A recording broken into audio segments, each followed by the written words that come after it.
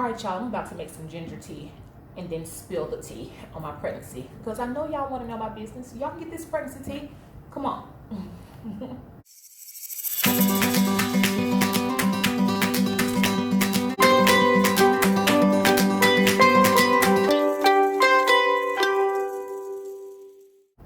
Hey, y'all, it's your girl Elle, just living, and it's Mommy Monday.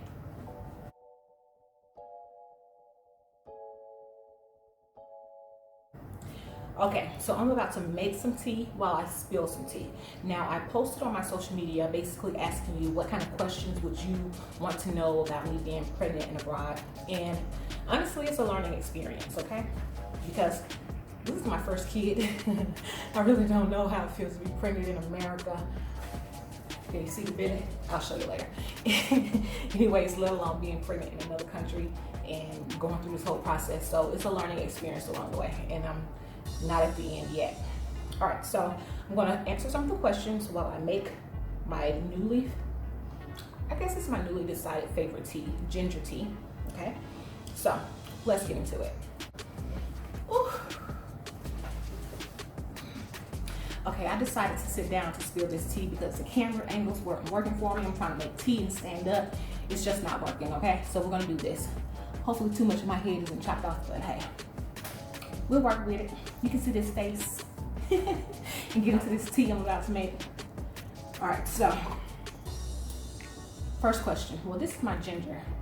And I just started making tea like this the natural way. I'm trying to be more holistic, more natural, you know, more healthy. So I'm going to, I don't know what you call it, shred this thing up a little bit. Yeah, so question number one. Does your child live with you? Well, once I have my child will live with me. All right, so I don't know how else to answer that. Yeah, my kid's gonna live with me once my kid is brought into this world. He or she will definitely live with me. I'm not gonna ship him off to another country while I'm here working. It just doesn't work like that. I mean, life here is pretty normal. Like as if I was in America. I have my own place. I go to work every day. I come home. I vacation. So yes, my kid will definitely live with me. All right. Oh, let's get the chopping because I will talk and I will not make any tea. I don't know if I'm supposed to cut this off or not, but Babe tells me that I can leave it on, but sometimes he cuts it off. I'm gonna cut it off. All right, so I cut it off. I'm kind of glad that I did. All right, so then I'm gonna shred this thing and answer the next question. All right, so I say all right a lot. Anyways, next question. What are the challenges you face while working in another country and being a mom? I hope not any. Honestly, I can't answer that question for you right now because my kid isn't born just yet. Oh, I got this little thing here. I'm becoming a homemaker, y'all. Just a little bit. But I guess the biggest thing that I foresee will be childcare, but I think that will be anywhere. It's not like an isolated concern being abroad. I think that's any parent. Okay, childcare is going to be expensive. All right, but I think we kind of got to figure out what we're going to do. I kind of want to get a nanny, which is pretty normal here in this country, because eventually I will have to return to work. But trust people very easily. So Babe thinks it's a better idea that he works evening shifts. So I'm working at, during the daytime, I come home, then he can go to work. But I don't know how that's gonna affect our relationship. I mean, it'll work. And me being me, I don't like being around people that much anyway. I like people, I love people, but I need a break sometimes. So that may be the better plan. So we'll probably end up doing that, at least until we both feel comfortable enough to get a nanny, because we're not very trusting people.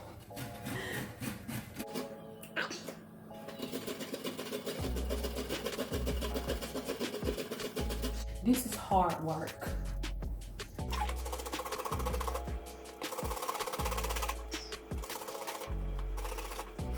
Okay, so this is a big question here. Question number 3. Is healthcare different from the US? I think that question kind of varies. It kind of varies because in the state, it depends on the type of insurance that you have, your coverage. Here, I am under a government contract, so my health insurance is covered. Honestly, it's pretty good, but I know that's because I am under a government contract, and I think that insurance back home in the U.S. would probably be good as well if you're under government contract. But people kind of view these things differently because in the U.S., of course, everything is on your income. So if you're a low-income family, you can probably get on some of those government assistance programs, and your pregnancy will be paid for, basically. From my understanding, I don't know. I've never experienced it. So this is going to require me to do more research to properly answer this question. But I will say that the most I've spent out of pocket here since I've been pregnant is about 100 dirhams, which is $33. You know, I don't even see a bill. I don't get insurance payments taken out of my salary every month.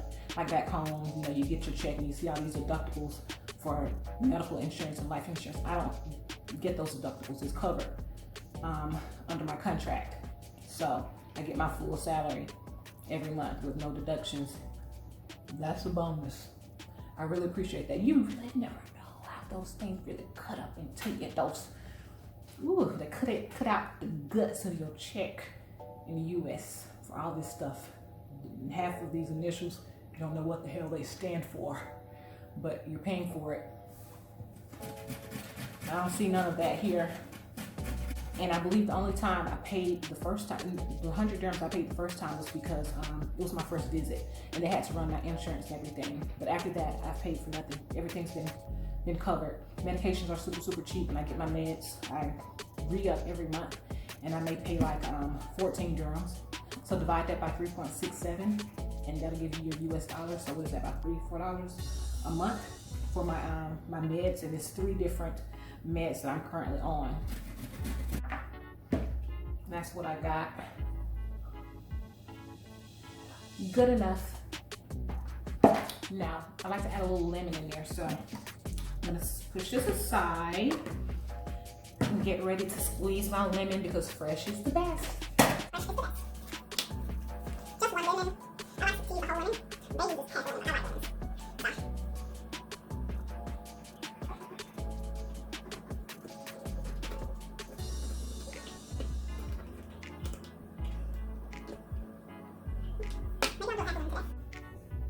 So I'm just gonna squeeze. This should be squeeze, and get all that lemon juice at the bottom here to get ready to add it to my tea. All right, so the next question is, which is a good question, how does citizenship work? Since laws are changing, would your baby automatically be a citizen? Citizen of what exactly? Let's talk about it. Lemon's done. Can you see that?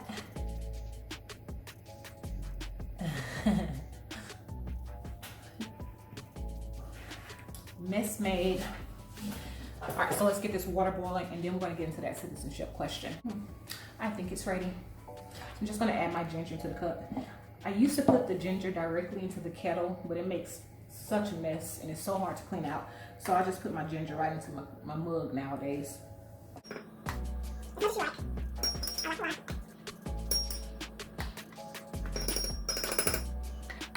Now I add my water. My tea water. Some tea, darling.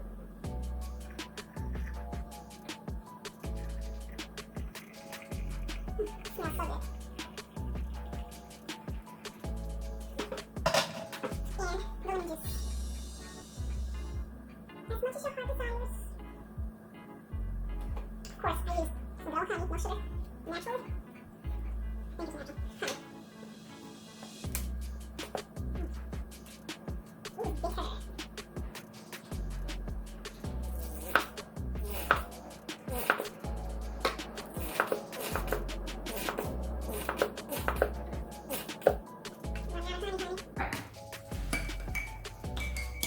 So I'm gonna let this sit, let it stir, let it marinate. Back to the question about citizenship. So the way it works here is if you're not a local, you will not have citizenship. You will have residency, but not citizenship. You're not a citizen of this country.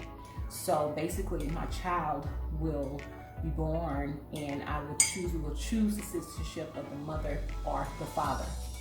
And the way the US citizenship works is if the mother is a natural born citizen, which I am, then my child will be a citizen of the US. So although my child will be born in this country, my child will be a citizen of the US. Yes, there are laws and things changing, but as of now, that's what it is. Because if myself and my husband were both American and we had a baby over here, what else would our child be? Because this country, their laws are their laws and American laws are American laws, but we're here on contracts. Even though my husband is not American, so we get to choose either American or his nationality. But it's pretty much decided that our child will be American for obvious reasons for us, but if you are not sure, then I'll do a video on that too one day. So yeah, we will have an American kid. All right, so are there any long-term benefits, such as free tuition if the child is born in a certain country, like they do in Europe, which is pretty cool in Europe that they do get free education, but no, not that I'm aware of, but I will say this. We're not planning on staying here that long. Anyways, we're gonna go home eventually. That's not our goal to stay here until our child is off to college or anything like that. I would like my child to study back home, to be quite honest with you, because I'm a product of HBCU and I would very much like my child to also be a product of an HBCU. And those exist primarily in America. All right, so these other questions are a little bit juicy, so we're gonna sit down and sip some tea, okay, while we get into it.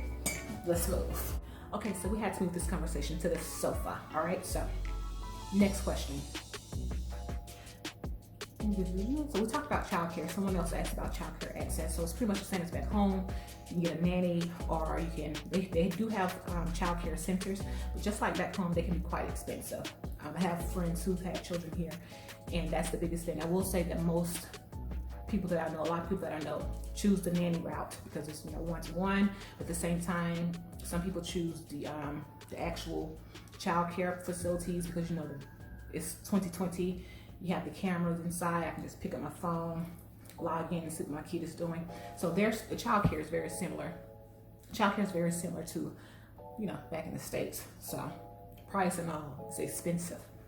So I'm definitely considering just the two of us bouncing that thing out for a little while, because by the time I return to work, I will only have a couple more months before the summer break anyways. So the first year, I think we're gonna manage it, just the two of us. And we'll reassess the situation next year, you know, where we'll actually be in this world, as well as childcare. All right, so any negative stigmas for being pregnant and not married? Well, there are a whole lot of negative stigmas. Number one, you can't be pregnant in this country and not be married. You can't come over here and get pregnant and think everything's gonna be all right, because, you know, it's against the law. It's against the law, okay? Now, it's one thing if you come over here and you already have your kid and you bring your kid over here. There are steps and procedures that you have to go through as far as approval from the other parent, the parents living, and all of that. So that's one thing. But just come over here, get pregnant, and think you're gonna live a single life like here in America, that's not, you know, no one's just looking, oh, I'm out to get you. But if you get caught up in a situation like that, then that's no good. That's no good. And I'm assuming you asked this question because you think that I'm pregnant and not married. When you assume. Mind your business, that's all. Mind your business. That's a video for another time. Next question. What are your expectations for the birthing process? Well, I'm certainly not looking forward to it. And there are plenty of people out there that are looking forward to that experience, and they're just waiting, and they're just like, oh, it's gonna be the best experience in my life. But I'm normal, so I don't feel that way. Everything else is great, but that actual experience when it comes to it, I'm not crazy. I am not crazy, y'all. I've been watching videos. Y'all can sit here and say it's a beautiful thing all you want to. It is ugly, it is nasty, and it looks real painful. Bitch, what? I'm just telling you my perspective. It's nice. The experience is nice, but it's not one of those things that makes me want to just like, oh, I can't wait to go through this process. I'm just trying to make it out alive. It's a life-death situation. I'm trying to make it out alive. Me and my kid. Real talk. It gets no realer than that. This tea is good. All right. How do you manage without the support system of your family near? That's a good question, but I'm a little bit different because I've always been kind of far away. Ever since I left home, went off to college, I left my home state, Mississippi, moved to Atlanta. So I'm adjusted to not being close to my family, as far as distance-wise. So I think this experience would be very similar if I was in America, I know you're like, what? Your parents can just drive to Atlanta from Mississippi or get on the plane. Ain't nobody get on the plane. I was in Atlanta for 6 years, and nobody come visit me like that. I was always going to Mississippi. Very seldomly did people come from Mississippi to Atlanta, so I'm pretty adjusted. It's not a problem for me. It's just I'm okay with that. I'm a very private individual anyway, so as long as I got my land right there while I'm giving birth to this baby, I'm good. If you can change anything in your situation, what will it be? This damn coronavirus. I want to be outside. I want to have a regular baby shower. I can't because we have the COVID, so we have to do everything on Zoom. Be looking out for that. The gender reveal. We did a gender reveal, just the two of us. Me and Bae. It would have been nice to do that with friends, but it was at the start of the pandemic. That video is coming next week. Yes, next Monday. All right. But yeah, I will say this. We were planning to wait a year before having a baby. We weren't planning to get pregnant so soon. The goal was to wait another year, then get pregnant and have a baby. But things happen. All right, I think that's all the questions. I don't know. If you have more questions, let me know. Drop it in the comments below, and I will answer it to the best of my ability.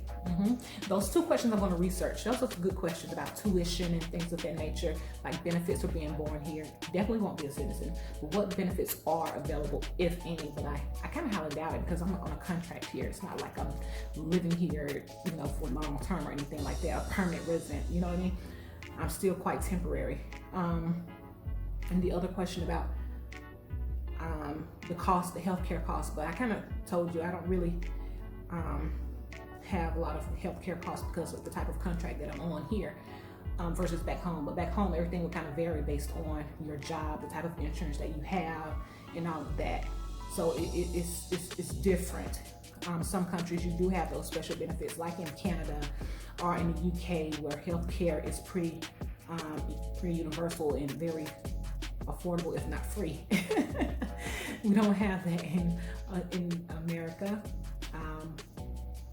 and in a sense I don't have it here simply because I don't see it, honestly. But those are 2 topics that I'm going to do research on, and maybe I can talk about that a little bit more later. So yeah, I ain't gonna lie, I've been hesitant about making this video because I haven't put makeup on in over 3 months, almost 4 months since this whole shutdown thing happened. And I've been struggling, like, then my color's not right because I got a tan because I went to the beach. Check out the beach video. Link it up here somewhere. Check out the beach video, okay? And so So your girl was tan from head to toe. I was like, this makeup ain't even gonna look right. It ain't gonna match my neck. But whatever. Once it's done, I got up, did something decent to my hair, put on a little bit of makeup.